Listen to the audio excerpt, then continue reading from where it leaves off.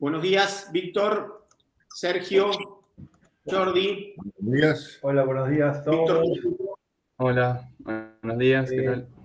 Bueno, vamos a Un gusto agradecer estar con ustedes. a la universidad por permitirnos usar su plataforma de transmisión, a la municipalidad.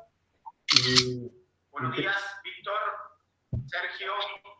Y ya te agradecemos mucho, Sergio, tu predisposición a nuestra charla. Somos muy agradecidos de que nos deje hablar con vos. Y bueno, siempre arrancamos preguntándole a la gente que entrevistamos, a los muchachos diseñadores. En tu caso, ¿cómo fue que arrancó el tema de los autos que te llevó a estudiar ingeniería mecánica? O sea, debe ser una linda experiencia que nos cuentes eso. Mirá, el tema de los autos nació desde muy chiquito. Yo te diría casi desde la cuna. O sea que de chiquito siempre me gustaron. Nosotros vivíamos cuando yo era chico, vivíamos en un pueblo muy chiquito ahí en la provincia de Río Negro, donde probablemente había 4 o 5 autos en total nomás. Así que yo me paraba afuera en la vereda para ver pasar algún auto. De esa época. ¿No? Qué bueno. Cuando era chiquito. Y según me cuentan, entraba, me sentaba en el tablero de mi papá y me ponía a dibujar lo que encontraba, lo que me acordaba. Lo que te acordaba. O sea que ya de chiquito le arrancó la enfermedad esta, de chiquito me viene. Entonces somos todos enfermos nosotros. Tanto Sí, sí, sí. vos, somos todos iguales. Claro, es una enfermedad muy grata. Totalmente, totalmente. El micrófono. No te escucho, Mauricio. Sergio, ¿cómo fue todo el proceso de esa etapa que recordás de muy pequeño a cómo fuiste haciendo tu experiencia o yendo a estudiar y involucrándote de a poco en Y mirá, el tema, ya te digo, arrancó de chico, ya en la escuela primaria, yo ya era insoportable con el tema de los autos. Perdón, pero estoy resfriado. Y terminé, digamos, empecé la escuela industrial después de la primaria. Ya hice mis 6 años de escuela industrial, lo cual fue una insistencia mía, ¿no? Mi papá quería que estudie en otro colegio, pero yo insistí y bueno, ya fui cabezadura desde chiquito. Hice la escuela industrial y después de la escuela industrial me fui un año a estudiar a La Plata, porque ahí había estudiado mi papá. Pero no, fue un año muy convulsionado políticamente en Argentina y no, digamos que no logré nada, no hice nada el año ese. Entonces al año siguiente me fui a Bahía Blanca y ahí sí hice la carrera en 5 años y medio de ingeniería. Así que la hice en 6 años, que digamos con la tesis fueron 6 años, que era el tiempo mínimo, digamos, de carrera. Y después de recibirte ya te fuiste vinculando al automovilismo. Sí, no, yo ya me vinculé al automovilismo cuando era chico, en el automovilismo local, ¿no? Yo fui a la escuela industrial de Neuquén, la ENEP número 1, y ahí ya en el secundario ya me vinculé con el automovilismo local, iba a ver las carreras que se hacían por ahí en General Roca, en Allen, la Vuelta de la Manzana. Cada vez que venían a correr yo me la pasaba en los talleres. Así que el tema viene ya, digamos, de mucho tiempo, ¿no? Y me empecé a vincular con el automovilismo grande en Buenos Aires. También en esa época, en la época del secundario. Yo todos los años me iba a Buenos Aires para las temporadas internacionales, ¿no? Y de una u otra manera siempre conseguía pase para boxes. Y bueno, me fui vinculando con gente, fui conociendo gente del ambiente y fui entrando de esa manera, ¿no? Y ya cuando estaba en la universidad, ya con más tiempo, en el año 76, cuando estaba en tercer año, con uno de mis profesores, con el ingeniero Medina, construimos un auto, un Fórmula 4, para la Fórmula 4 pampeana.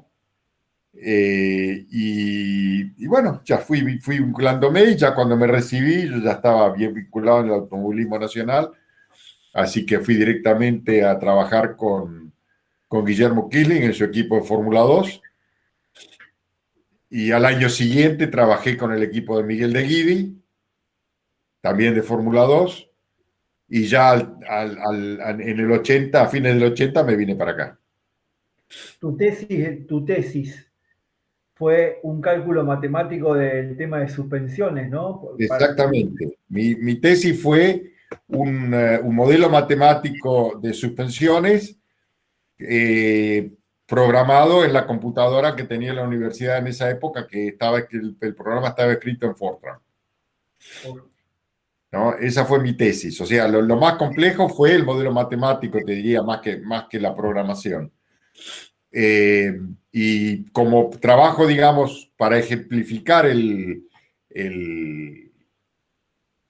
software, el programa que funcionaba, diseñé un Fórmula 2 nacional. O sea, que fue el diseño de un auto aplicado como aplicación del programa de cómputo de las suspensiones. Y el año anterior, digamos, lo que sería el quinto año, en proyecto de máquinas, yo diseñé una caja de cambios para Fórmula 2, sabiendo que al año siguiente iba a hacer eso como trabajo final. Qué bueno. O sea que qué bueno. me lo fui preparando. Sí, escalonadamente. Jordi, ¿querés preguntarle algo a Sergio? Sí, Sergio, te quería preguntar si tus temas de estudio se basaron más en los chasis, en la suspensión, que la parte de motor, digamos. Ahí no contaste que trabajaste más en la caja de cambio.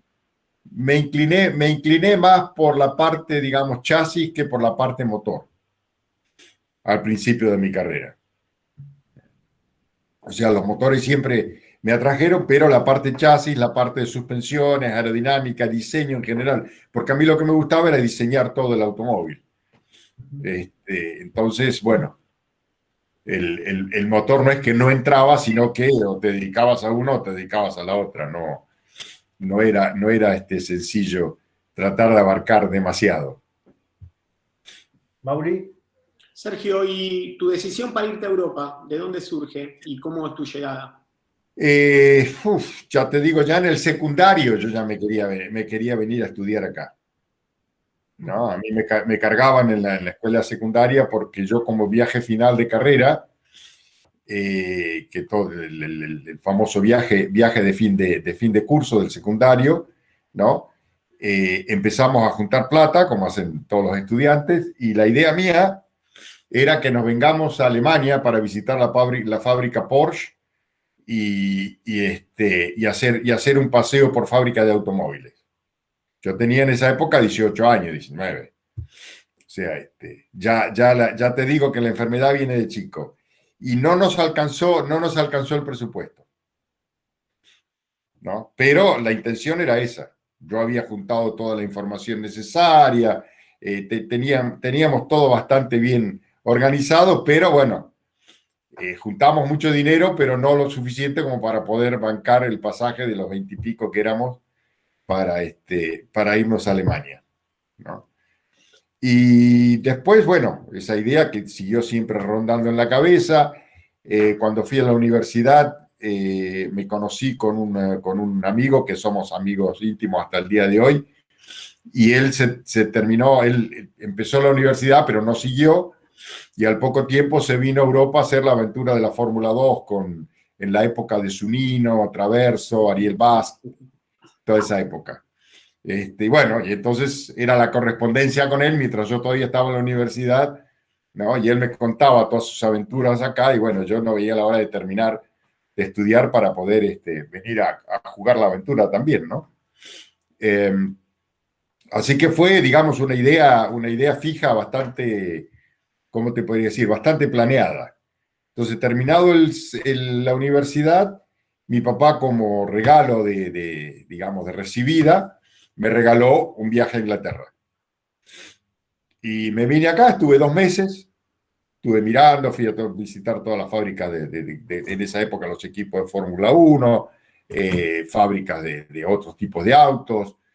qué sé yo, me involucré mucho y me interioricé bastante del tema. Volví, hice mi segundo año de automovilismo en Argentina con Miguel de Guidi, y llegando a fin de año yo ya había empezado a planear que digo, bueno, esta vez me voy, ¿no? Y me quedo. La idea que yo tenía era de venir por 5 años. Pues yo en 5 años me especializo, vuelvo a la Argentina y me puedo desarrollar, ¿no? Esa fue mi idea y eso fue lo que yo le dije a mi papá cuando me vine. Le digo, me voy por 5 años, porque en 5 años yo creo que puedo llegar a aprender lo que acá me costaría mucho más tiempo. Claro, yo no sabía lo que la vida me iba a sorprender una vez acá, ¿no? El hombre propone y Dios dispone. Y bueno, llegando casi a fin de año, hablando con Benamo, que era nuestro piloto en el equipo de Guidi, me pregunta, ¿y el año que viene te quedas en el equipo? Le digo, no, la verdad que tengo ganas de ir a Europa a trabajar, quiero llegar a trabajar, a diseñar Fórmula 1, esa es la ambición mía, así que me parece que voy a ir. Y me dice, mira, yo me voy a correr Fórmula 3, ¿por qué no venís conmigo? Me das una mano con el equipo de Fórmula 3 y después, bueno, cada uno tomará su camino. Y bueno, y eso es lo que hicimos. A fines del 80 nos vinimos con Benamo acá, nos acompañó Miguel de Guidi, me acuerdo. Montamos un equipo, o sea, contratamos la gente para armar un equipo de Fórmula 3, compramos el auto, los repuestos, y el año 81 fue que Enrique corrió en Fórmula 3 y yo trabajé, digamos, como hacía las veces de ingeniero de él, ¿no? En el equipo. Y a fin de ese año, Enrique decide que ir a un equipo más profesional que el que teníamos nosotros, porque obviamente el equipo que teníamos nosotros era un equipo que lo habíamos hecho nosotros, o sea, con ingleses, mecánicos ingleses de acá, pero no era un equipo de punta, obviamente, ¿no? Y se abrió la oportunidad, gracias a mis contactos, pues yo lo conocía a Gary Anderson ya en esa época, de que el equipo de él le atendiera el auto a Enrique. Entonces Enrique decide irse con el equipo de Gary Anderson y yo me voy a trabajar a una fábrica de Fórmula 4 como diseñador, ¿no? Porque era lo que yo realmente quería hacer, yo quería diseñar autos. Y eso fue el final del año 81. Y ya después estuve con esta PRS, que fue el primer auto que yo diseñé en Inglaterra. Diseñé los autos del año de fines del 81, que era el auto que corrió Stefan Beloff en el Festival de Fórmula 4, y después diseñé los coches del 82 y del 83 de esta gente. Y a fines del 83 fue cuando me fui a trabajar con Ron Tarnack, a RALT, ¿no? Que yo cuando vine la primera vez a Inglaterra, a principios del 80, había ido a pedirle trabajo como diseñador. Y le mostré mi tesis, ¿no? mi proyecto de Fórmula 2 y el programa matemático y todo. Y él me dijo, mira, yo en la oficina de diseño no tengo lugar, pero tengo lugar en el taller porque ahora es la fiebre que hay que armar, no sé, 30, 40 autos para vender en todo el mundo y necesito gente que los arme. Así que si querés te puedo emplear para que empieces a armar autos. Y yo no me animé. No me animé porque digo, estos son todos los mecánicos, estos ingleses que tienen tanta experiencia, vienen a armar autos en el invierno, ¿no? Yo en mi vida había armado un auto yo solo, completo, ¿no? Y no me animé, le dije que no. Y después, bueno, tirando al año 83, él vio el auto que yo había diseñado para Fórmula 4 2000 con efecto suelo y era un diseño bastante lindo. Y bueno, me llamó en septiembre, que fue que me llamó, me dijo, venite a trabajar conmigo. Y bueno, estuve trabajando con él un tiempo hasta que me surgió una oferta para ir a trabajar a Fórmula 1 con un equipo de atrás, el equipo RAM, que era, digamos, el desarrollo de lo que había sido March, y era Fórmula 1. Entonces hablé con Ron Tarnack, le dije, mira, me ofrecieron para ir a trabajar a RAM en Fórmula 1 para diseñar el auto del año que viene, era el año para el auto del 80 y se me mezclan los años, creo que era para el 84. o fue casi al final del 84, no me acuerdo bien. Y Ron Tarrant me dice, no vayas a ese lugar, me dice, porque es un equipo de atrás y acá con nosotros ya hoy, este año, me dice, ganamos el Campeonato Europeo de Fórmula 2, dominamos en la Fórmula 3, ¿qué te vas a ir a trabajar a un equipo de Morondanga de Fórmula 1? Pero era Fórmula 1, ¿no? Y entonces le dije, pero yo quiero Fórmula 1. Me dice, bueno, vos estás enfermo, me dice, andá. Y bueno, y ahí fue donde arrancó mi carrera de Fórmula 1 a fines de ese año 83, sí, fue fin del 83. Trabajé, el proyecto del año 84 ya estaba terminado, o sea que yo llegué casi al final, y en el año, digamos, durante ese año, el 84, fue que casi a mitad de año contratan a Gustav Brunner como jefe de diseño, y entre Gustav y yo diseñamos el auto del 85, que ese auto sí fue mi primer, digamos, proyecto de Fórmula 1. Imagínate que lo diseñamos, éramos nosotros dos, y al final del proyecto tuvimos que contratar a un dibujante para que nos ayude con los brazos de suspensión, porque no los habíamos dibujado todavía, no los habíamos diseñado. No nos daba el tiempo, lo hicimos todo en 4 meses. Sergio, ¿eran solo 3 ingenieros, 2 o 3 ingenieros en el equipo? Éramos solamente 3. Sí, y yo trabajaba, bueno, con Gustav nos turnábamos, o sea, nosotros los primeros 3 meses, ya te digo, trabajábamos nosotros 2 solos. Y a Gustav le gustaba trabajar de noche. Entonces, yo trabajaba de las 8 de la mañana hasta ponerle las 10 de la noche, ¿no? Y él trabajaba desde las 6, 7 de la tarde hasta las 6, 7 de la mañana, ¿no? Entonces nos juntábamos 3, 4 horas por día para comparar lo que habíamos hecho cada uno, que digamos que el otro pueda seguir trabajando en lo que venía haciendo, y así fuimos los dos, trabajábamos 12 horas, 14 horas por día cada uno, ¿no? Durante casi 3 meses. Y ya cuando ya veníamos tirando la lengua afuera, tuvimos que contratar a este otro diseñador para que nos venga a dar una mano, porque no llegábamos. Teníamos que estar en Río de Janeiro probando a fines de enero, ¿cuándo fue? No, principio de febrero, porque fue justo cuando me casé también. Y teníamos que estar el 6 de febrero en Brasil, y si no, no llegábamos, ¿no? Si este chico no venía en enero a darnos una mano, ni loco llegábamos. O diciembre, enero, no me acuerdo. La cosa es que lo hicimos en 4 meses. Y mira, tengo la maquetita acá.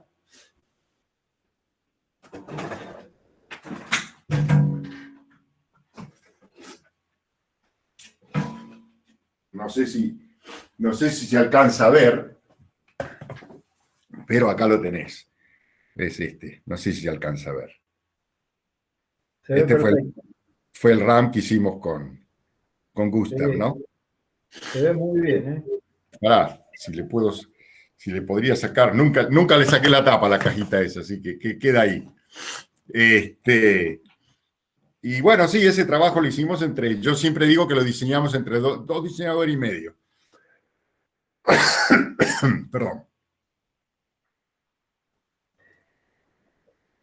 Y ese fue el primero. Y gracias a ese trabajo es que al año siguiente me llaman de Williams. Fíjate. Entonces yo en el año 86, el año 85, en septiembre del 85 me voy a Williams, ¿no? Justamente porque yo en este auto, lo que yo diseñé, la parte que mía del auto era el diseño del chasis, la carrocería, todo lo que era la parte de fibra de carbono. O sea que, imagínate, estamos hablando del año 84, ¿no? Cuando los coches de fibra de carbono, lo único que estaba era el McLaren, pero este fue el primer auto que se hizo sin carrocería. O sea que el chasis era como son ahora, que el chasis era la carrocería, porque el McLaren y el Lotus, que fueron los 2 primeros autos de materiales de fibra de carbono, tenían el chasis que era igual que un chasis de aluminio, con una carrocería arriba, ¿no? En cambio, este auto tenía lo que se llama el molde hembra, entonces moldeábamos el monocasco y ya el monocasco era la carrocería. Lo único que era de carrocería era la tapa de motor. O sea, era monocasco, trompa y tapa de motor. Y toda esa parte la diseñé yo. Gustav hizo toda la parte y diseñó la caja de cambio, que fue una locura total porque fue un trabajo hermoso de ingeniería. Mirándolo a la distancia, realmente no lo tendríamos que haber hecho porque era un equipo tan chiquito y con tan pocos recursos que hacer su propia caja de cambio era una locura. Pero bueno, nosotros éramos jóvenes y lo único que queríamos era diseñar autos. ¿Y la parte de fibra de carbono tenían proveedores externos? Claro, teníamos una gente externa, que era un taller ahí cerca de donde estábamos nosotros, que nos hicieron los modelos, el molde y los componentes de la carrocería y todo. Bueno, o sea que si vos quedabas con la opinión que te había dado Taunarak, ya directamente te hubieras perdido todo eso, o sea, con la visión. Me hubiera perdido esa experiencia y hubiera enganchado a alguna otra. O sea, qué sé yo, no puedo decir este fue el camino porque lo decidí. Así se fueron dando las cosas, ¿no? O sea, yo la idea la tenía de dónde quería llegar. El camino te lo vas haciendo, ¿no? Exacto. Sergio, ¿y ese diseño de fibra de carbono? La experiencia de diseñar este auto fue fantástica, ¿no? Imagínate, 2 personas, un auto entero. No fue fácil. ¿Esa experiencia fue la que te llevó a Williams? Esa experiencia fue la que me llevó a Williams, porque después en Williams me contrataron justamente para diseñar el monocasco en fibra de carbono y la suspensión delantera.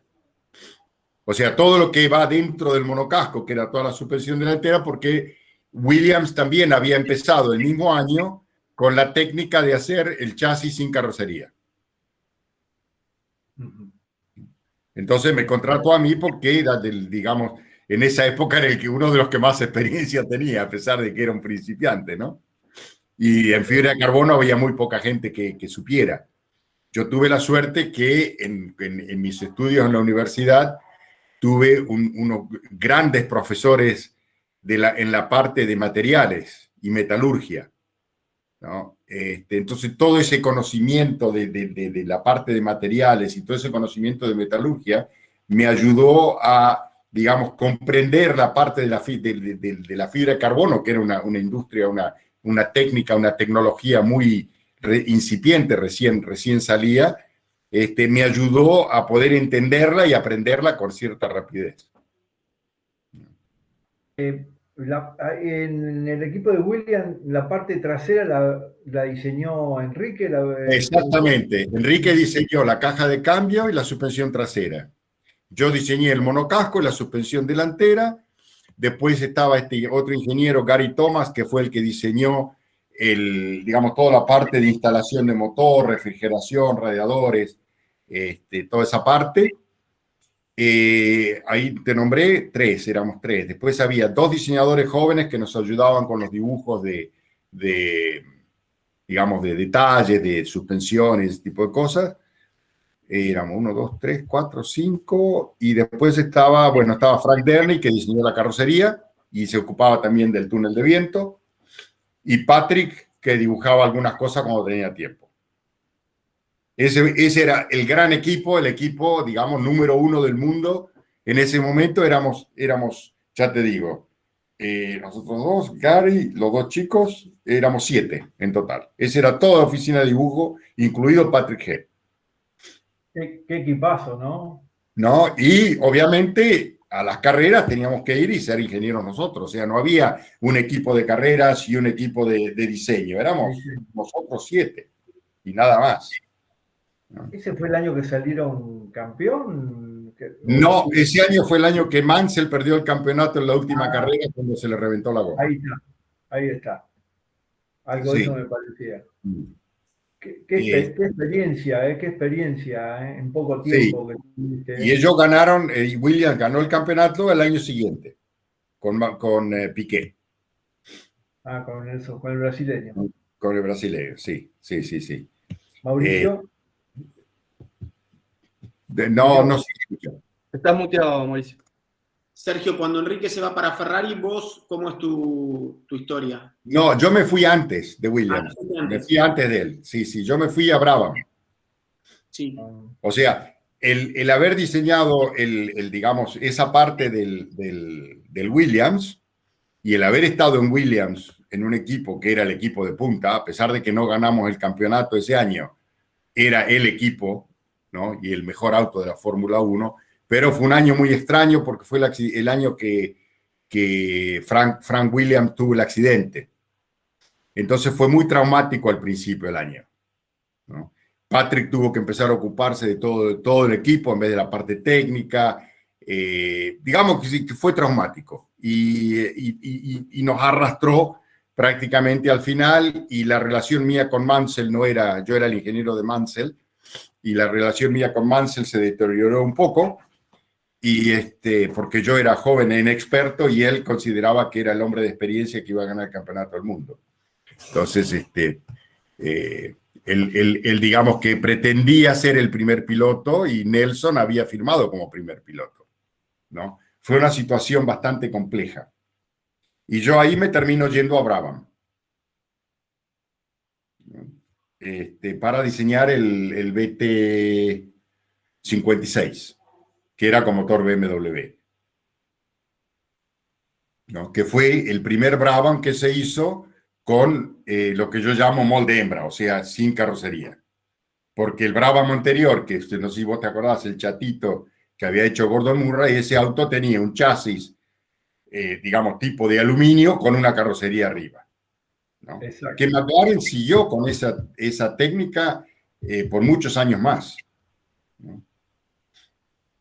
Yo creo que Sergio, sí, mediados de los 90. Te quería consultar una parte más técnica. ¿Qué cuestiones hay que tener en cuenta a la hora de diseñar una suspensión, por ejemplo? Brevemente, si nos puede explicar eso. Lo fundamental de una suspensión es el neumático. O sea, lo fundamental de un auto, de un automóvil, son los neumáticos. Vos tenés 4 áreas de contacto y ese es tu contacto con el mundo, ¿no? Había un piloto ingeniero de la época de los años 60, 70, que se llamaba Mark Donoghue, ¿no? Y él decía que lo único que nos separa de San Pedro son esos 4 parchecitos de goma.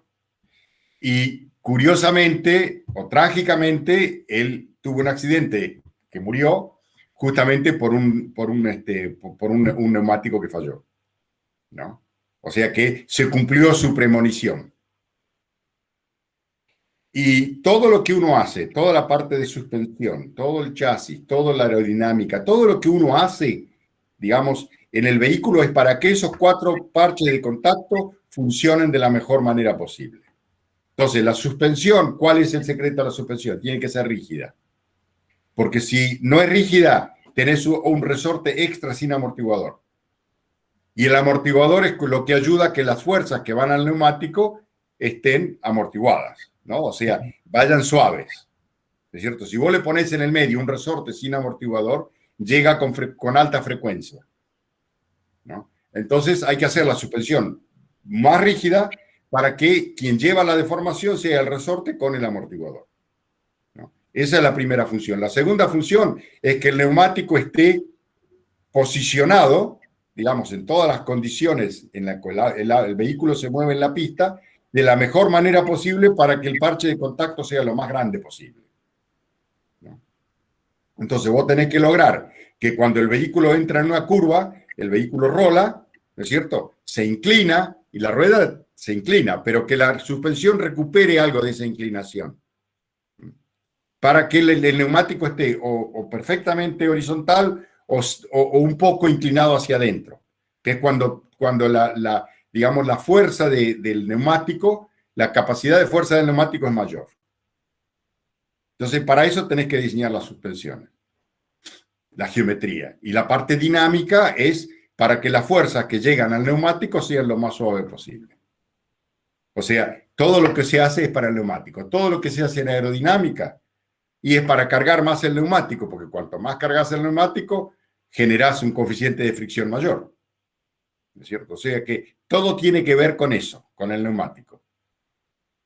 Teniendo el neumático, Sergio, teniendo los neumáticos que vas a usar, ¿cuáles son las medidas que vos necesitas? O sea, ¿para qué tipo de vehículo es? Las medidas que lleva para a partir de ahí trabajar sobre la parte de... Bueno, necesitas obviamente las dimensiones, ¿no es cierto? Porque con la dimensión del neumático, su diámetro, su ancho, vas diseñando la geometría, digamos. Después necesitas que el fabricante te diga cuál es la comba ideal de ese neumático. Entonces tenés que diseñar las suspensiones de manera tal que cuando estás en curva tenga esa comba ideal para que tenga la mayor carga, fuerza lateral posible. ¿No? Y en frenada es un compromiso, porque cuando el auto se agacha, las ruedas se cierran. Y cuando las ruedas se cierran, se disminuye el parche de contacto. Pero aumenta la carga, y al aumentar la carga, el parche de contacto se hace más grande. O sea que es todo un compromiso, ¿no es cierto?, para hacer que el neumático funcione de la mejor manera posible.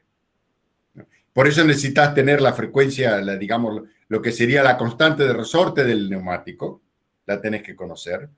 Tenés que conocer la frecuencia del neumático y tenés que conocer, digamos, las características de deformación del neumático.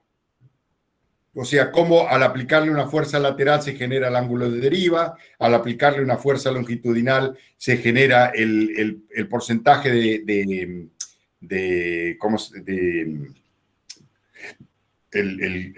pará, que no me sale la palabra, ¿no? En español.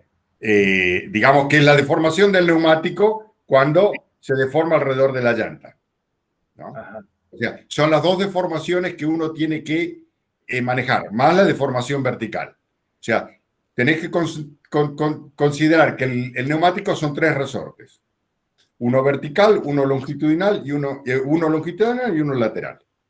¿Esa información del neumático te la dan los fabricantes? Esa información de los neumáticos te la dan los fabricantes, pero si no te la dan los fabricantes, como pasa con los neumáticos de calle, los neumáticos de calle, digamos, de autos normales, los fabricantes no te dan la información. Entonces hay que ir a buscarla. Y hay institutos, hay uno en Estados Unidos, hay 2 acá en Europa, donde uno les lleva el neumático, ellos te lo prueban y te dan todas las características del neumático. Que son las famosas ecuaciones de Pacheca. Cuando hablas de resorte y de amortiguación, el cálculo de ese resorte y ese amortiguador es en función de los pesos que soporta la rueda. Es en función de, digamos, de la geometría, cómo vas armando tu cinemática, ¿no es cierto? Y de lo que le tenés que mandar al neumático. O sea, para el neumático, lo más blando que sea el resorte es lo mejor. ¿No es cierto? O sea, hay una relación ideal entre la constante de resorte del neumático y el resorte que le pones arriba. Porque son 2 resortes en serie que funcionan. ¿No? Entonces, ¿cómo? No. Entonces, ahí tenés la primera, digamos, lo primero que te va marcando qué resortes tenés que ponerle a un auto. Después tenés la parte aerodinámica. Si vos tenés un auto donde tenés solamente 4 resortes, uno por rueda, los resortes también tienen que soportar la carga aerodinámica.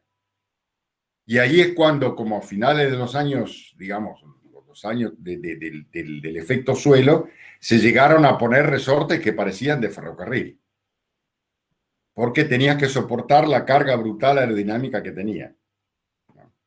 Y nosotros seguimos durante varios años usando resortes muy duros, porque la carga aerodinámica que teníamos era bastante elevada, hasta que se empezó a desarrollar la idea del tercer amortiguador.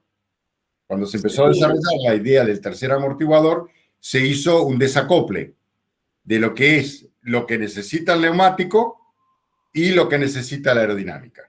¿Y en la época de la suspensión inteligente? Y en la época de la suspensión inteligente se ocupaba de desacoplar las 2 funciones. ¿No? O sea, vos podías tener uno de estos, digamos, amortiguadores hidráulicos, si lo querés llamar, o suspensión hidroneumática, ¿no? Donde en una función el resorte era duro y en la otra era blando. O sea, tenías la combinación, porque tenías todo, el rolido, todo, digamos, estudiado con la suspensión activa. Cuando se prohibió la suspensión activa es cuando apareció el tercer amortiguador, si querés, o el tercer resorte, tercer elemento.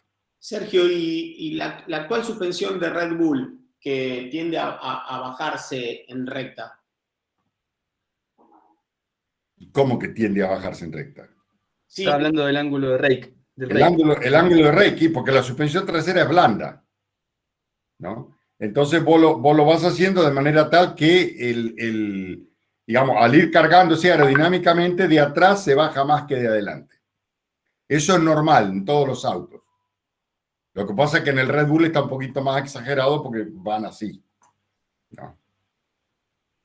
O sea, es un compromiso, el compromiso aerodinámico que tienen ellos, ¿no?, con lo que sería el centro de gravedad, por ejemplo. O sea, el centro de gravedad del Red Bull es más alto, lo cual es negativo, pero tiene una carga aerodinámica superior a la recta, y entonces, y fue justamente eso lo que perjudicó a principios de este año a Mercedes, porque cambiaron el reglamento aerodinámico muy sutilmente para este año, ¿no? Perjudicó a los que usaban el auto más horizontal y no perjudicó a los que usaban el auto más inclinado como el Red Bull. Pero, siendo Mercedes, ya hace rato que recuperó lo que había perdido. Exactamente. Sergio, y después de Brabham. Y después de Brabham, bueno, Brabham cerró a fines del 91. Entonces yo a fin de ese año formé mi empresa, que es la que tengo hoy todavía. Y conseguimos un contrato para diseñar el Fond Metal y construir el Fond Metal, que era un equipo chico en Italia, que el dueño estaba buscando quién les haga el auto, porque ellos no tenían posibilidad de fabricar su automóvil. En Italia solamente en esa época tenías a Ferrari y a Dallara, ¿no? ¿Fond Metal era una fábrica de llantas, Sergio? Era una fábrica de llantas, exactamente. Y yo en el interín en Brabham, entre el 56 y el 58, el año 88, yo me fui a trabajar a Italia con Dallara, que es el auto ese que está ahí atrás. ¿Ves? Eso fue el año 88. Porque Brabham ese año no corrió en Fórmula 1. Entonces a mí me llega la oferta de ir a diseñarle, y fue mi primer trabajo como jefe de diseño. Le hice ese auto a Dallara en el 88 y en el 89 Brabham vuelve a la Fórmula 1 y Bernie Eccleston me llama para hacerme cargo del equipo otra vez. Y ahí estuve otros 3 años más. Y ya te digo, después en el 92 hicimos ya con mi empresa el Fond Metal, que también fue bastante, ¿cómo te podría decir? Peleado, porque lo hicimos en 4 meses. Y en la oficina de dibujo éramos 6 o 7, nada más, ¿no? Incluido el aerodinamicista, incluidos todos. Sergio, me hacen unas preguntas sobre qué piloto te pareció mejor con los que trabajaste. Qué película, qué pregunta difícil. Un político te diría, muy interesante la pregunta, ¿cuál es la próxima pregunta? ¿No? De los pilotos que yo trabajé, mira, tuve experiencias de todo tipo. El más, digamos, si se quiere, el piloto más aguerrido que yo trabajé fue Mansell, ¿no? Al punto que era insoportable, ¿no? Como persona. Pero arriba del auto le ponía una garra que no se la ponía mucha gente, ¿no? No tenía el talento de un Senna o de un Piquet o de un Prost, pero lograba los mismos resultados, ¿no? A fuerza de un gran esfuerzo y una tenacidad. Ese fue uno de los pilotos. Después también trabajé con Patrese. Patrese era ya un piloto más fino, ¿no? De Cesaris era un piloto que te sorprendía todos los días, ¿no? Más para mal que para bien, pero bueno, te sorprendía. Y después, bueno, ¿qué otros pilotos tuve? Los tengo que mirar. Martin Brundle, que lo tuve en Brabham, muy buen piloto, muy, muy fino, muy técnico. En esa época no teníamos telemetría, o no teníamos la telemetría que tenemos ahora. Entonces no podías vos ir y mirar la telemetría y ver qué es lo que te estaba haciendo el auto y no escuchar al piloto. Había que escuchar al piloto porque era tu único contacto entre vos y el auto. Era fundamental la comunicación esa. Esa comunicación era fundamental, ¿no? Hoy en día el piloto, los ingenieros de pista son distintos, son más, ¿cómo te podría decir? Un driver coach, ¿no? Más que un ingeniero, ¿no? Hoy en día el sistema como funciona la Fórmula 1 hoy no tiene nada que ver como en la época nuestra. Tiene nada que ver. Hoy en día, sin los sistemas de adquisición de datos, sería muy difícil, ¿no es cierto? Bueno, no, sería, en cualquier categoría. Era como era difícil antes. Lo que pasa es que ahora con el tema de no solamente adquisición de datos, tenés todos los sistemas de simulación que se han desarrollado en los últimos 10 años. Qué sé yo, toda la puesta a punto del auto se decide en la fábrica la semana antes de salir. O sea, cuando vos vas a la pista y pones el auto en la pista el día viernes, ¿no? Son pequeños ajustes que le tenés que hacer. Y si tenés algún problema el viernes, le transmitís a la fábrica todos tus problemas. Durante la noche te lo prueban en el simulador y a la mañana cuando vos llegás tenés la solución. Hacele esto, esto y esto. O sea, no es que tenés que esperar a salir a la pista para probar algo, ¿no? Con la dificultad de que siempre tenés que probar una sola cosa a la vez. Y tenés 1 hora o 1 hora y media, ¿no? Entonces, tenés que reducirla, o sea, en esa época teníamos que nosotros ser los simuladores, si querés, ¿no?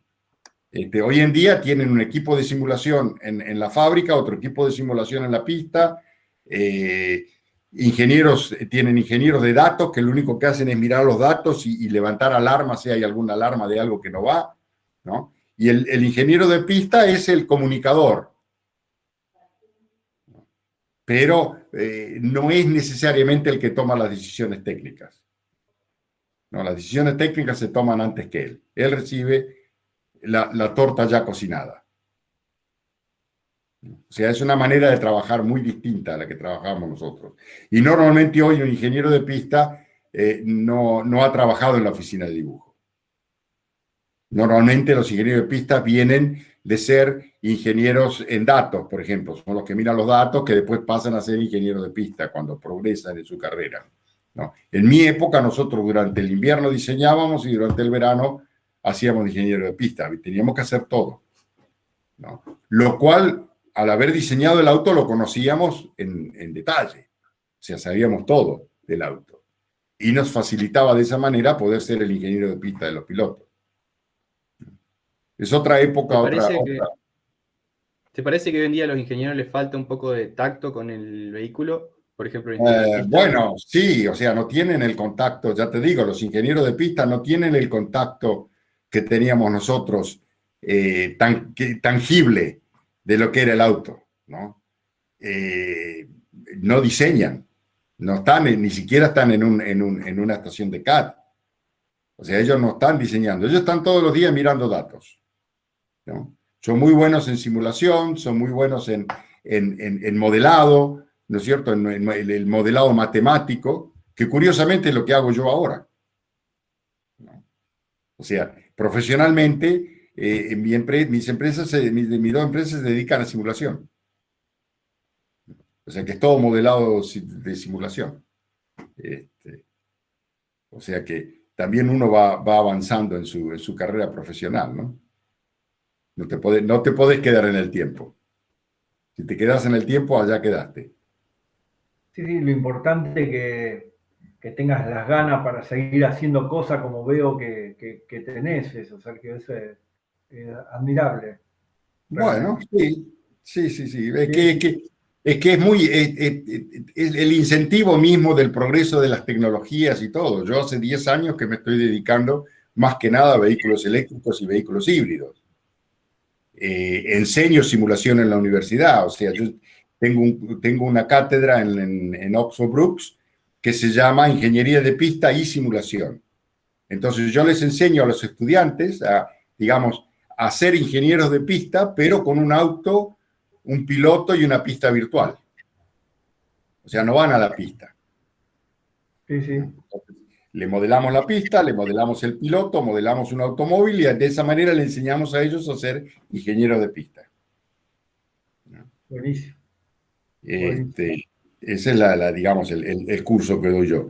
Pero, ya te digo, acá ha cambiado toda la dinámica, ¿no? Hoy en día, en una oficina de diseño tenés 400 personas, en una oficina de ingeniería. Si vos lo comparás con esto, ahora son 400, antes éramos 2 o 3. ¿No? Y lo que hacen no es muy distinto de lo que hacíamos nosotros. Pero es mucho más sofisticado, más hilando más finito en cada cosa, en cada elemento. ¿No? En vez de tardar 4 meses en diseñar un auto, un equipo de 400 ingenieros tardan 8 o 12 meses, como en este caso para el año que viene, porque es un auto nuevo, un reglamento nuevo. Sergio, mucho más y ocupa mucho más gente. Sergio, y desde tu punto de vista, ¿cuál te parece que debería ser la esencia de la Fórmula 1? Hablamos de todo este proceso de cambio de todas las últimas décadas, el reglamento actual y el cambio de reglamento.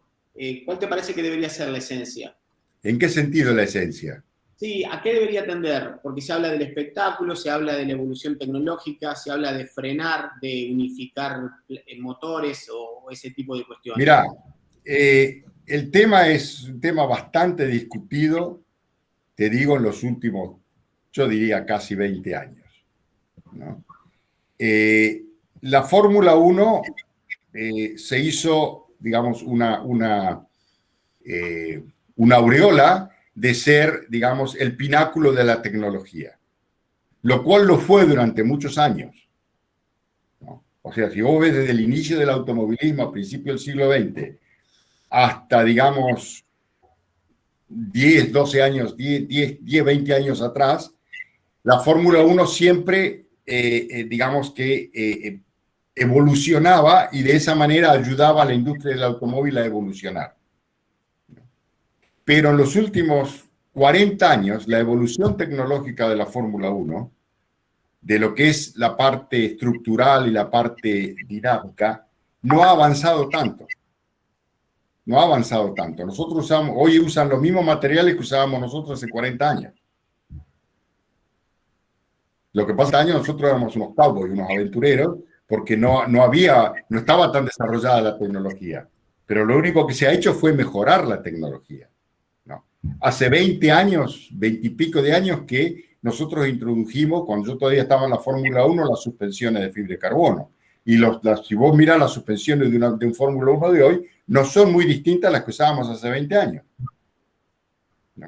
Y esa tecnología no se ha traducido al automóvil de calle. ¿No? O sea que nosotros fuimos desarrollando materiales, fuimos utilizando materiales y desarrollando técnicas para hacer el auto lo más rápido posible, porque nosotros, como ingenieros digamos, de diseño de Fórmula 1, nuestra misión no era mejorar la industria del automóvil. Nunca se nos cruzó por la cabeza. O sea, eso fue una consecuencia del automovilismo, no un objetivo. ¿No? Incluso te digo en los años iniciales del automovilismo. No era el objetivo. ¿No? O sea, una fábrica de autos iba a correr para promocionar sus productos. ¿No? Una fábrica de autos iba para poder beneficiarse de los adelantos técnicos que se desarrollaban en las carreras. Pero el ingeniero que hacía el trabajo no era el objetivo pensando, si lo hago de este material le va a servir a aquel que está haciendo el Fiat 600. No. No se te cruzaba por la cabeza como no se les cruza la cabeza hoy. O sea, lo que se desarrolla en autos de carrera son consecuencias de que uno busca ¿cómo te podría decir? Esa excelencia en la tecnología para ir lo más rápido posible y ganar carreras. Esa es la meta. No, no hay otra meta en el automovilismo. Entonces, esa es la esencia. La esencia es poder hacer un auto lo más rápido posible y ganar la mayor cantidad de carreras posible. Esa es la esencia de la Fórmula 1. Todo el resto son consecuencias. Incluso te diría el espectáculo es una consecuencia, ¿no? Y si no, mira la carrera del domingo en Brasil. Cuando vos terminó la carrera del domingo decís, pero ¿y para qué van a cambiar el reglamento? ¿No? O se olvidaron de decirle a Hamilton que en Fórmula 1 no se puede pasar. En 24 vueltas llegó de 24, o no sé qué, el último, a quinto. ¿No? Quinto o cuarto, no me acuerdo cómo llegó el sábado. En 24 vueltas. ¿No? Después lo volvieron a penalizar. Largó noveno y ganó la carrera. Ahora, a él no le dijeron, como cuando Pedro Rodríguez corría en la lluvia y una vez Brian Redman le dice al team manager, ¿por qué no le avisas a Pedro que está lloviendo? ¿No? Porque iba tan rápido, batiendo récord y haciendo todo que parecía que él estaba en otro mundo, ¿no? Y Hamilton el otro día igual. O sea que vos decís, bueno, ¿para qué cambia el reglamento? Pero bueno, esperemos que el cambio de reglamento que se haya favorezca que otros pilotos, aparte de Hamilton, puedan hacer lo que hizo él el domingo. ¿Y tu opinión del cambio de reglamento? Yo creo que no es suficiente, pero el tema del reglamento es muy particular, porque vos tenés no solamente la competencia interna dentro de lo que es una categoría, sino que tenés la competencia entre categorías, ¿no? O sea, Fórmula 1, por eso se la llama la máxima. Se supone que es digamos, lo último, lo más rápido, lo mejor. Vos no podés permitir que otras categorías tengan un auto que sea más rápido que un Fórmula 1. ¿No es cierto? Entonces, cuando vos vas a cambiar el reglamento de Fórmula 1, tenés que estarte seguro que un auto de Indianápolis no va a ser más rápido que el Fórmula 1. Y después tenés el otro, tenés la escalera. Tenés Fórmula 1, Fórmula 2, Fórmula 3 y Fórmula 4. Entonces, si vos, digamos, le sacás tecnología a la Fórmula 1 y la Fórmula 1 se hace más lenta, tenés que tener cuidado que la Fórmula 2 no haga el mismo tiempo de vuelta. Siendo el Fórmula 2 un auto que tiene una tecnología, digamos, el 10% de lo que es un Fórmula 1 hoy. ¿No es cierto? Entonces, todos esos elementos juegan, ¿no? Vos fíjate lo que pasó en Le Mans. En Le Mans bajaron del LMP1 al Hypercar, bajaron tanto las prestaciones, ¿no es cierto?, que a principio de año un LMP2 era más rápido que un Hypercar, ¿no? Y tuvieron que, a ver, ¿cómo solucionamos este problema? ¿No es cierto? Ya lo solucionaron, sí, hicieron el LMP2 más lento. Pero tenés siempre esa escala, ¿no? Entonces el reglamento, y no, para mí no han hecho suficiente, pero tampoco podían hacer mucho más, porque no pueden reducir la carga aerodinámica tanto que se perjudique, ¿no? O sea, para mí la Fórmula 1 tiene que tener más potencia y menos carga aerodinámica que cualquier otro auto. Tiene que ser el auto más difícil de manejar. El tema del cambio de neumático, que el nuevo reglamento van a poner otro tipo de rodado, creo que es 18. El rodado 15 pulgadas, sí, bueno, lo veníamos pidiendo hace más de 20 años. Y es más, si vos mirás los autos de los años 70, principios de los 80, adelante muchas veces se usaban llantas de 15 pulgadas. Lo que pasa es que el reglamento que obligaba a usar 13 pulgadas apareció cuando el reglamento empezó a sumar páginas, ¿no? Y a poner cada vez más restricciones. Siempre con el afán de limitar los costos. Ahora, vos decime si los han limitado realmente. Porque no. cada año más caro. ¿No? Cada año más caro. Es evidente que así como decís vos, cada vez más caro, exacto. O sea, hacer el Dallara le costó a Escudería Italia $1 millón. Hacer 2 autos. y todos los repuestos para correr un año, más el diseño, más todo. Hoy en día, con $1 millón no le ilustrar los zapatos al ingeniero. ¿No? O sea, el modelo de túnel de viento ya te sale $1 millón. Uno. Y tenés que tener 2 o 3. O sea que nunca van a poder, digamos, reducir los costos como ellos quieren. Porque siempre, como el objetivo es ganar carreras, ¿es cierto? Si el dinero está, te lo gastás. Ya que hablaste del túnel de viento, ¿trabajaste mucho en túnel de viento, Sergio? Y sí, en los primeros años era todo túnel de viento. Y ahora, bueno, vos fíjate que yo en el año 2007 nosotros creamos una empresa con uno de mis socios que hacemos toda la parte de CFD, que es la de aerodinámica computacional. Y con esa empresa la fuimos desarrollando de manera tal que ahora, el mes que viene, inauguramos por primera vez un túnel ferroviario. No sé si lo habrás visto, creo que lo publicaron en la revista de Campeones. Que estamos desarrollamos los últimos 8 años, creo que nos llevó a hacer el proyecto. Compramos un túnel ferroviario de la época victoriana, de 1870, que estaba, digamos, intacto en lo que era la estructura, y se transformó todo eso en una pista, en un túnel de viento, pero donde el túnel está estático, el viento está estático y lo haces con el auto real. Eso se inaugura justamente en 4 semanas. Yo, no desconocía. O sea, lo que se mueve sería el vehículo, ¿no? En ese caso. Claro, sí, vas con el vehículo real, Y realmente va a ser una etapa de desarrollo muy avanzada, porque entonces vos estudias todo. La idea nuestra fue siempre estudiar toda la parte aerodinámica en CFD, y después, en vez de tener el CFD y pasar por el túnel de viento para ir después a la pista, es ir directamente del CFD a la pista.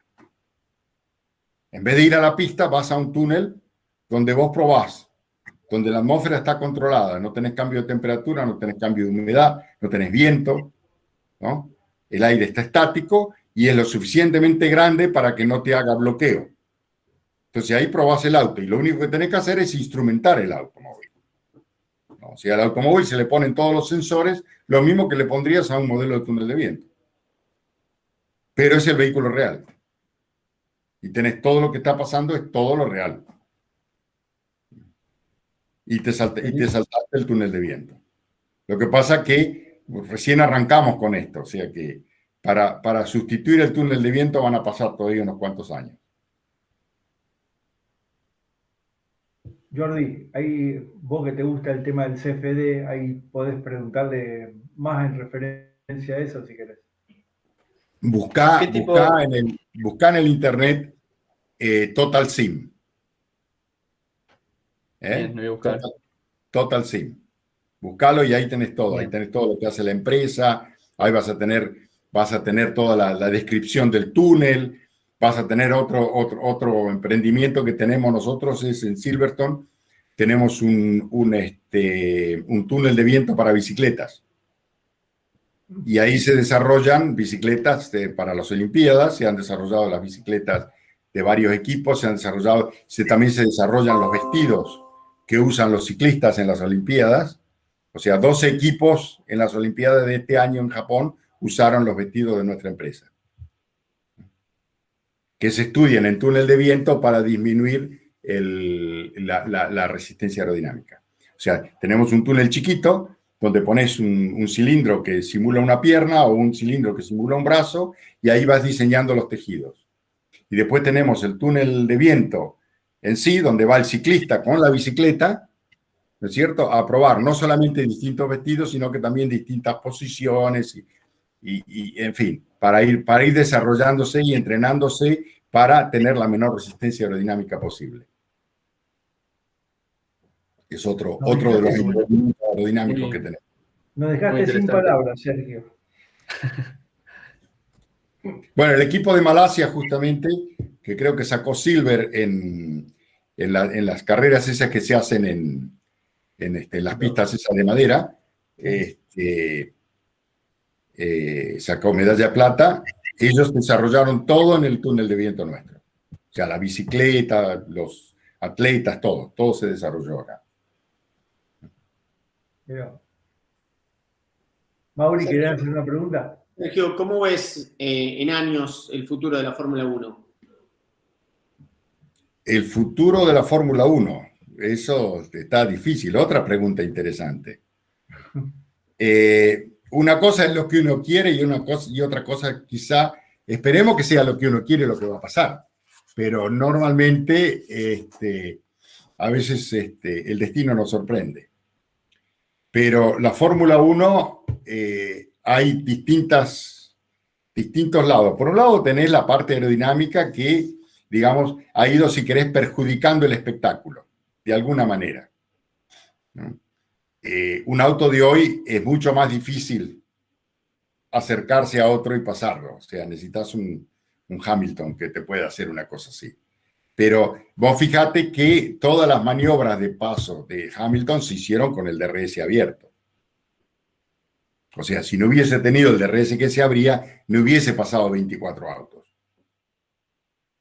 ¿Me entendés? Eso es lo que están tratando de mejorar en la Fórmula 1. O sea, que en vez de tener que pasarse en la recta, que se puedan pasar en la frenada de una curva. Pero para que se puedan pasar en la frenada de una curva, o por lo menos entrar los dos juntos, ¿no es cierto? Tiene que poder acercarse.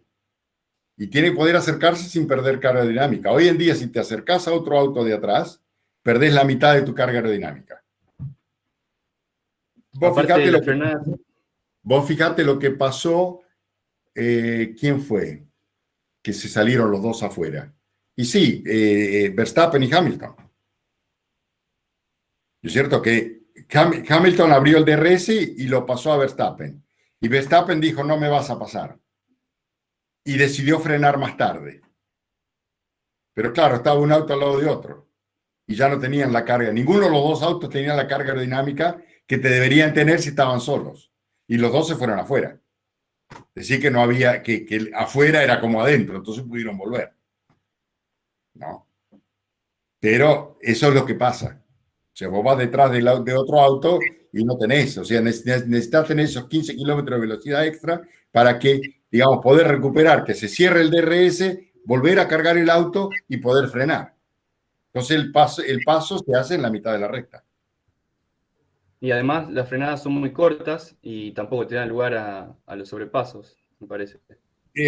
También es eso. O sea, eso está debido también a la carga aerodinámica, que es excesiva, y a la calidad de los frenos.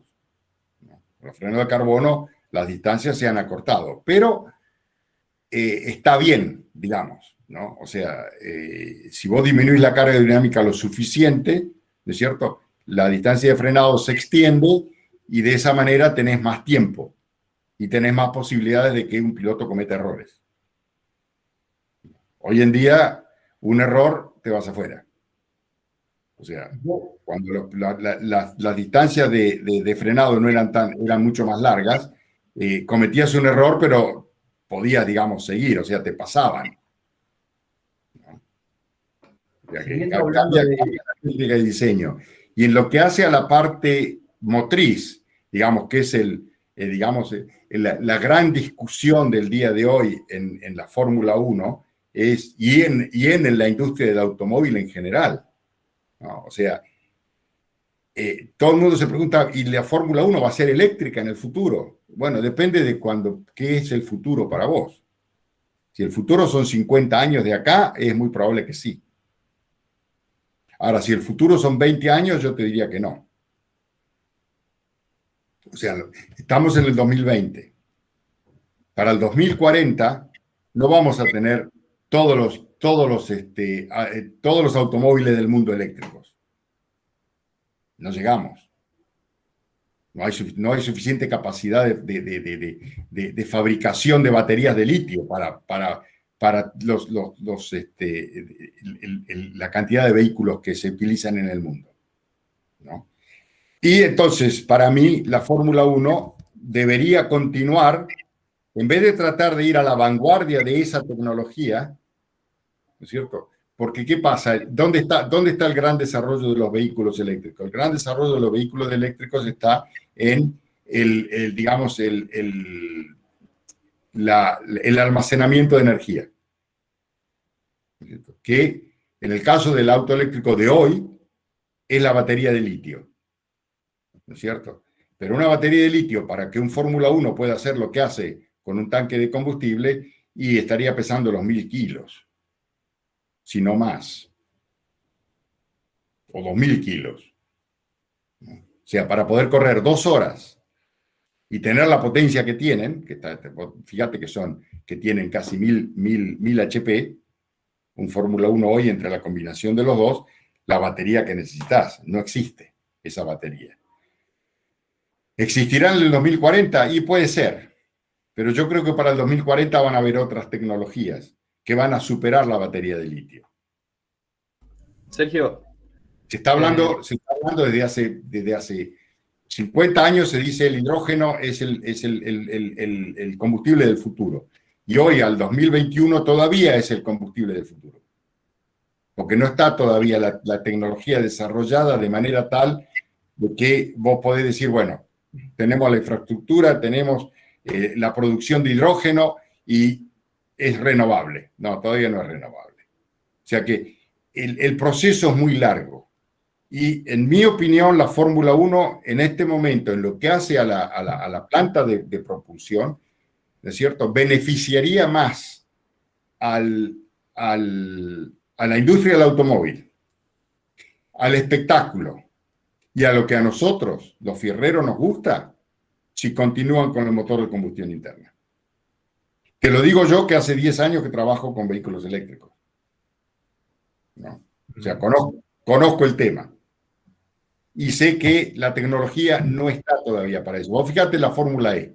La Fórmula E tiene una batería de 300 kilos. Tiene la performance, no llega a las prestaciones de un Fórmula 3. No llega. No, o sea, tiene las prestaciones un poquito más que un Fórmula 4. Con 300 kilos de batería pueden hacer 45 minutos de carrera. O sea que es la mitad de lo que hace un Fórmula 1. En tiempo. Y en performance ni hablar. O sea, no podés llevar un auto eléctrico, por ejemplo, un Fórmula E no lo podés llevar a un circuito como Silverstone o Barcelona. Porque en vez de durarte 45 minutos, te dura 30 minutos. O 20 minutos. Porque cuanto más rápido vas, más energía consumís. Por eso van en ciudad. Porque en ciudad es todo acelerada, frenada, velocidades bajas, que beneficia a digamos, la propulsión eléctrica. La propulsión eléctrica. ¿Trabajaste en Fórmula E? ¿Cómo? ¿Trabajaste en Fórmula E? No en la Fórmula E actual, no, pero yo trabajé en, digamos, uno de los primeros proyectos que se hicieron de Fórmula E. En el año 2011, 2012, antes que AGAC tomara digamos, la gestión de la Fórmula E, cuando la FIA había empezado digamos, a largar a licitación la Fórmula E, yo estuve trabajando en un proyecto que iba a ser uno de los Fórmula E. Pero bueno, después se fueron desarrollando las cosas, la FIA es un poco política y bueno, al final decidieron por la monomarca, que yo creo que era lo que tenían pensado desde el principio. Sergio, y con respecto a los combustibles sintéticos, que son también parte bueno, de... ahí es donde están apuntando mucho la industria del automóvil. No los políticos, pero sí los de la industria del automóvil, pero tenés, digamos, para los combustibles sintéticos que le llaman el e-fuel, ¿no es cierto? ¿Cómo lo hacen? Absorben el CO2 de la atmósfera, separan el hidrógeno del agua, lo juntan y hacen un hidrocarburo, ¿no? Entonces tenés un proceso que vos decís, bueno, cuando el automóvil que usa ese combustible larga CO2, está bien, es neutral, porque después ese CO2 lo absorbes para hacer más combustible. O sea, no estás creando CO2 sin, digamos, como hoy día con los combustibles fósiles, ¿no? Esa es la ventaja. Ahora, para separar el hidrógeno necesitas electricidad. Y la pregunta es, ¿de dónde sale la electricidad? Porque si la electricidad vos la creás con combustibles fósiles, es una ridiculez, ¿no es cierto? Te conviene usar el combustible fósil dentro de un motor y ya está, porque los motores de hoy son tan eficientes digamos, en la producción de potencia y en la contaminación ambiental comparado con 10 años atrás, con 5 años atrás, ¿no? Que, digamos, si vos tenés que quemar combustibles fósiles para crear la electricidad, para cargar autos eléctricos, o crear la electricidad para separar el hidrógeno para crear combustible, y no. ¿Me entendés? O sea, el vehículo eléctrico, y acá nos estamos abriendo un poquito del tema Fórmula 1, en este momento hay que empujarlo para que sea el transporte de las ciudades. O sea, en las ciudades no puede haber vehículos de combustión interna. ¿Por qué? Porque la gente respira esos gases. O sea, si vos decís, bueno, yo le pongo combustible, como dijiste, sintético, ¿no es cierto?, a un automóvil y lo uso en la ciudad, antes de que en la fábrica de combustible lo capturen al CO2, pasó por tus pulmones. Entonces, yo digo, en la ciudad no. Con los pulmones no jugamos. Ahí tiene que ser eléctrico. El transporte público, el transporte digamos, de logística, ¿no es cierto?, de reparto de mercadería, de camiones, de camionetas, de todo lo que se mueve dentro de una ciudad, ¿no? De acá al 2030, al 2040, tiene que ser eléctrico, por un problema de salubridad, ¿no? Porque vos tenés ciudades más o menos, todas están muy contaminadas, ¿no? Y la gente se enferma.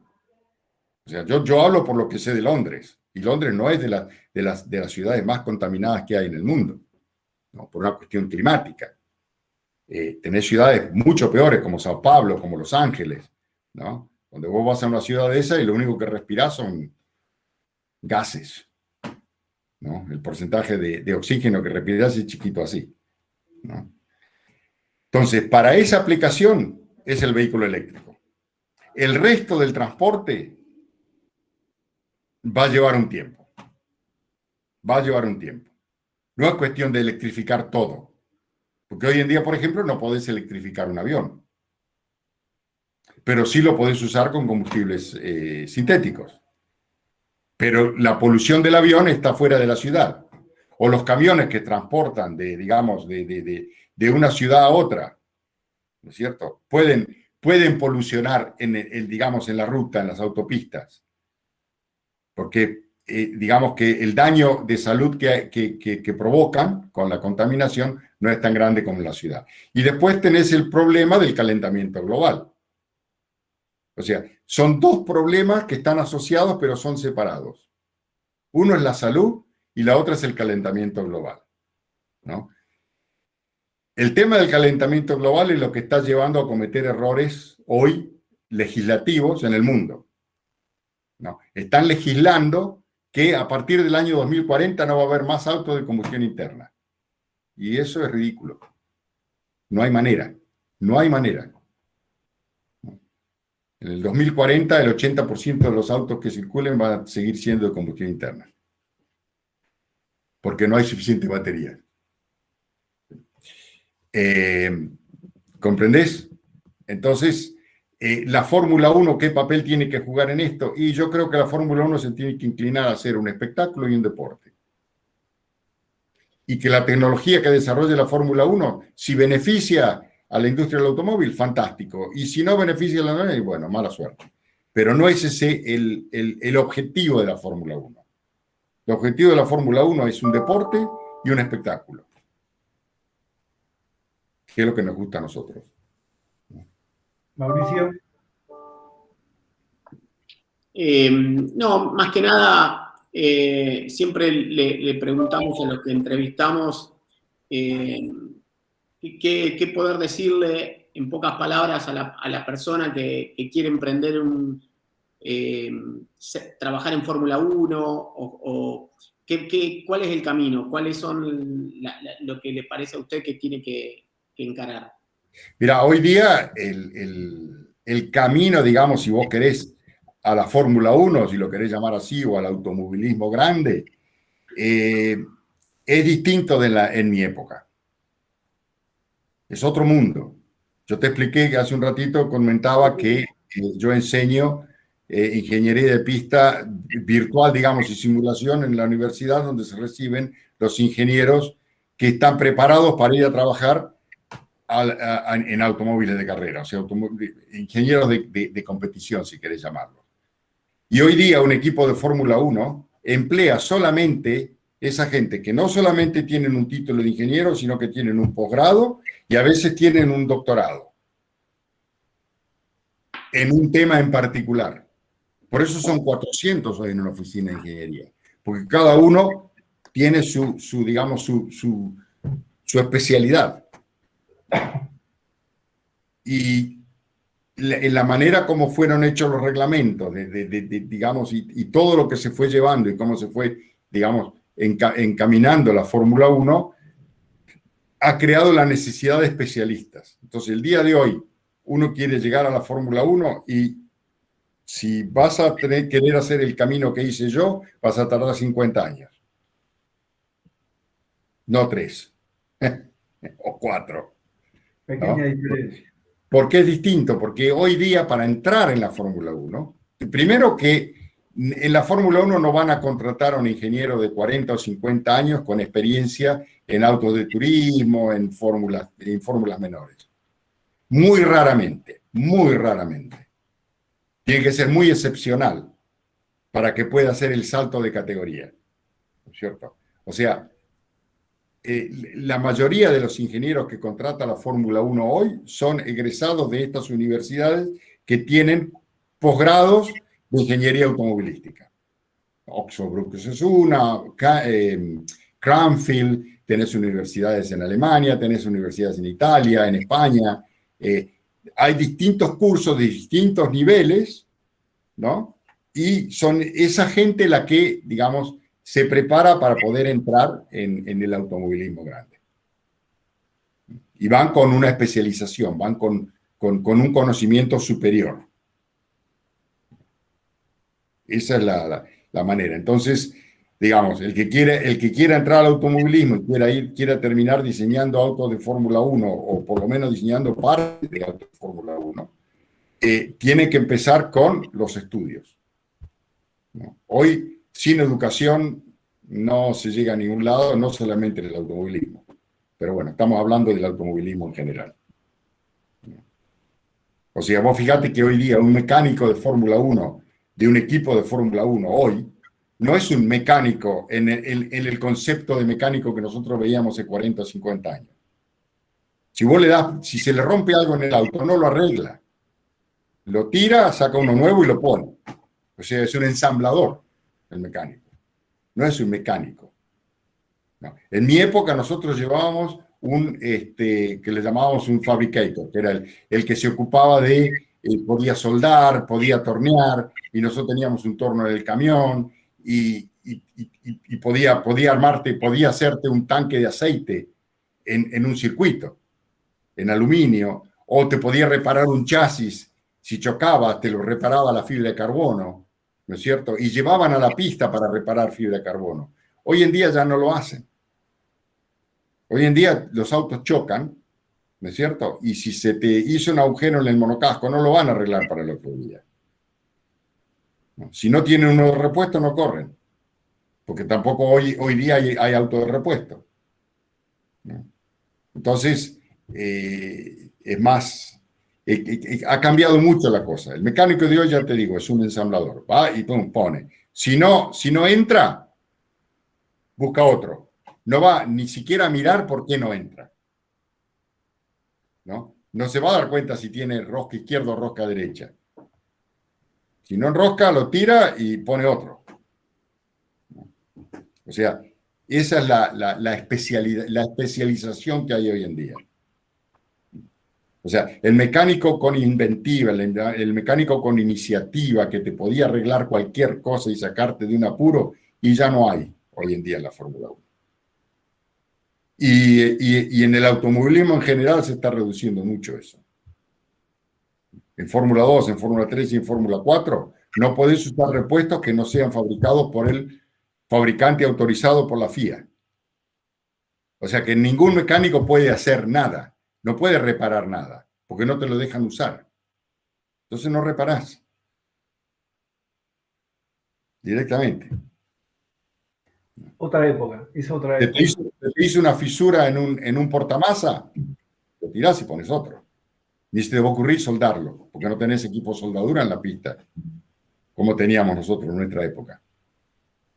O sea, ha cambiado, ha cambiado. En ese sentido es por todo el tema de la seguridad, ¿no es cierto?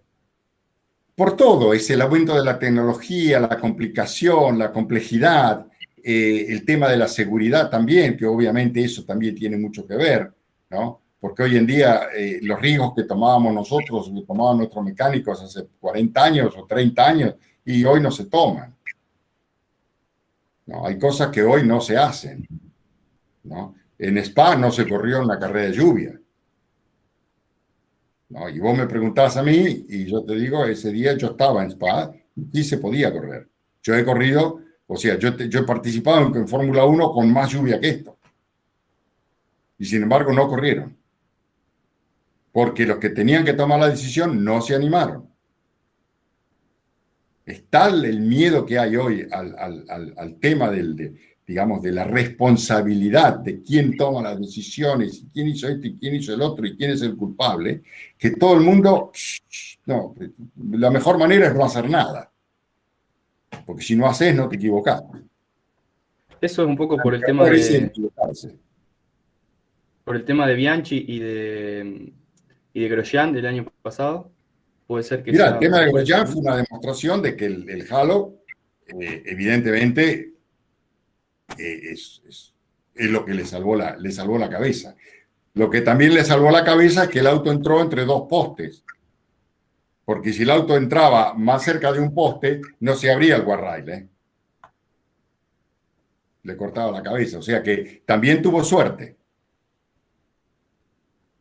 También tuvo suerte.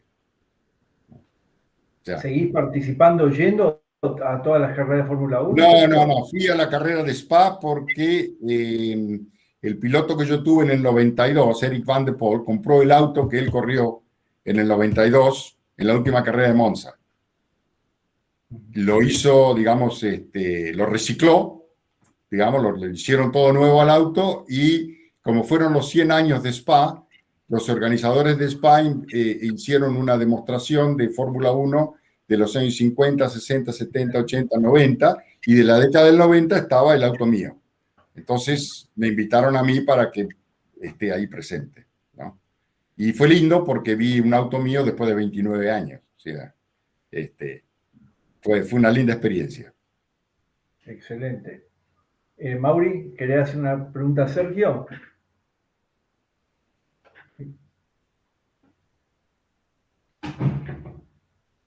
De mi parte, Víctor, Sergio, era para agradecerle a Sergio el tiempo que hemos tenido con él.